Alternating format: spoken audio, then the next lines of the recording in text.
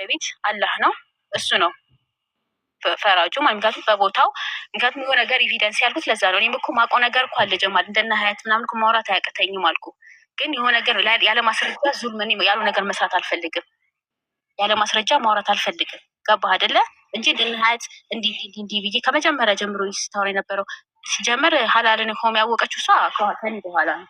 አላልሆም ገና ገና ላይቭ ላይ ሲል ወላሂ ሀቂቃ እኔ ነኝ እንትን ያልኩት የመጀመሪያ ሞዴሬተር እኔ የተሰጠኝ እዛ ቤት ስንትሰራ የነበረ እንደውም የጀመርኩት ራሱ እዛ ቤት ይሄ ያለሽ በቃ በተማሽበት ከምሳሌ በዚህ ሰሪ ሲለኝ ይሻላል በቃ መርሃባ አልኩት።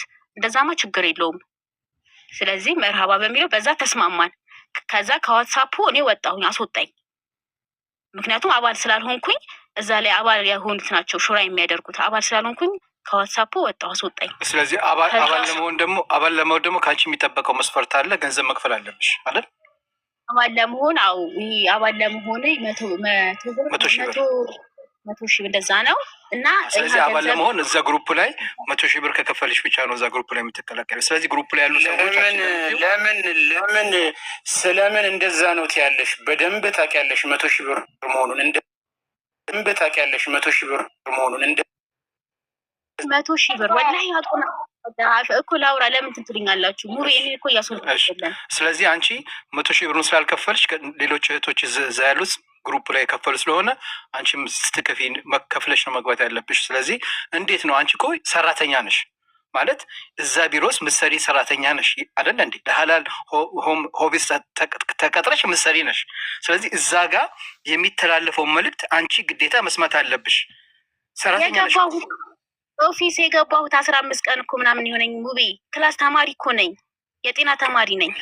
እና ግራጁዌት አሁን ከ3 ወር በኋላ ነው ግራጁዌት። እንደውም አፓራት ላይ ስሙን ትወጣላችሁ እየተባለ ራሱ እዛ እንትን እያልኩ ነው ብር ከፍዬ ምናምን ወላሂ በፓራት ብዙ ስለማሰራ ብዬ በዛ ምክንያት ገና ከጀመርኩኝ ገና 15 ቀን ምናምን ነው። ምንም አውቀው ታሪክ የለም። እኔ መጣላታቸውንም የሰማሁት አልኩ ወላሂ ትናንትና እዚህ ላይቭ ላይ መተው ሀላል ሆም ጋር ሆነን ከታች ኮሜንት ላይ ሲጽፉ በሀጂ ብቃ እያሉ ሲጽፉ ምንድን ነው ምናምን ብዬ መጥቼ ነው እዚህ ያየሁት እንጂ ወላሂ ማውቀው ታሪክ የለም መጣላታቸው። አሁን ዋናው ነገር ማውራት የፈለግኩት ስለ ብሩ ምናምን በቃ በዚህኛው አብቅቷል። ሌላ ማውቀው ታሪክ የለም። ከዋትሳፕ ወጥቻለሁ፣ ስለነበረው ምናምን ጉዳይ አላውቅም። ከዛ ወጥቻለሁ። አሁን ማውራት የፈለግኩት የእንትናን ነው የማናት የሀጂ አወል ሚስት ሆነችው እዛ ሁኜ በየተባለች ነው ላልከው ጉዳይ ማለት ነው።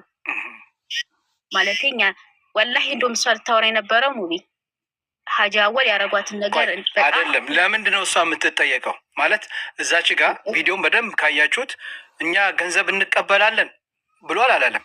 ገንዘብ ተቀብለን አላለም እኮ። ገንዘብ ተቀብለናችኋል ወይ?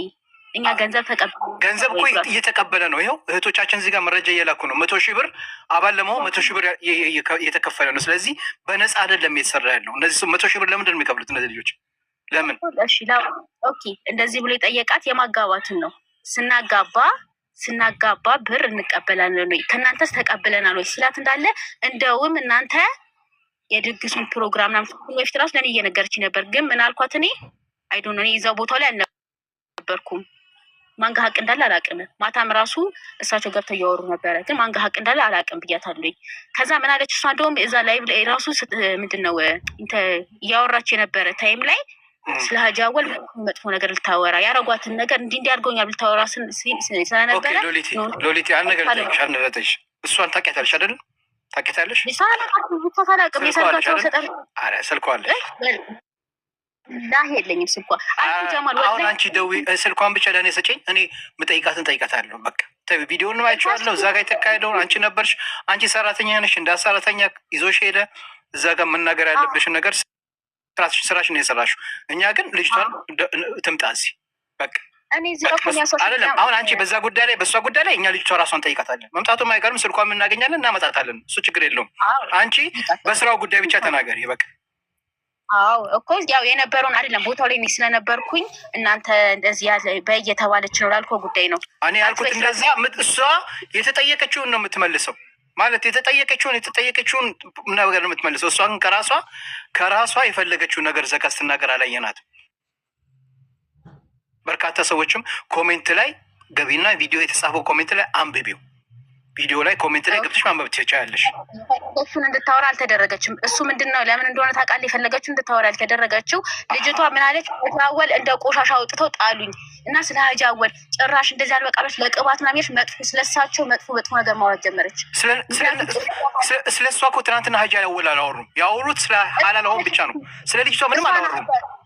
እሷ ናት ያልኩህ ሙቤ ነው። እሷ ናት ያልኩህ እንደ ቆሻሻ አውጥተው ነው የጣሉኝ እና የቅባት እንኳን ማን ብላ ስታወራ ስለሳቸው እንዲመጥፎ ነገር እንዳታወሪ ብዬ እንደዚህ አቆማ እንዲ ያልኩት እንደዚህ ነገር ብለሽ እንዳታወሪ እና ለዛ ነው ልጅቷ የምትፈልገውን እያወራች አልነበረም። በጣም ተጭነናታል። ምክንያቱም ይሄ በጣም ብዙ አሪፍ ነገር አሳልፈዋል። ስለዚህ አይባቸውን ብዙ አይብ ነገር አለ በትዳር መሀል። እሱን ይኸውልሽ እሱን ሎሊት ይታየው እሱን ሎሊት ሀጂ አወልም ይመጣሉ፣ እሷም ትመጣለች። ሁለቱን አብረን እንጠይቃለን። ታየው ሁለቱም የሚጠይቁ እነሱን ሁለቱን አስቀምጠን እንጠይቃቸው ይሆናል። ሎያሊቲ እኔ ሽምግልናው ላይ ተገኝቻለሁ። የቅባት እንኳን ሳይሰጧት ብለሽ ስትያለ አናት ፈሪም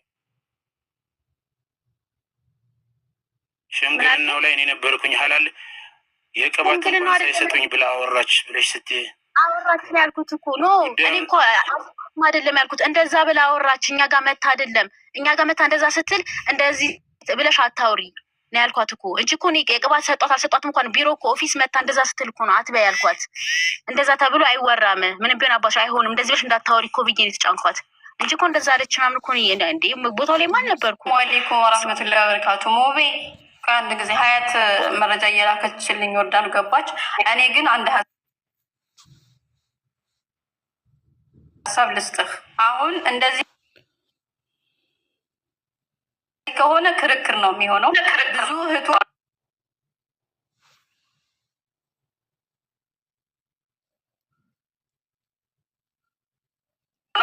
መረጃ አላቸው።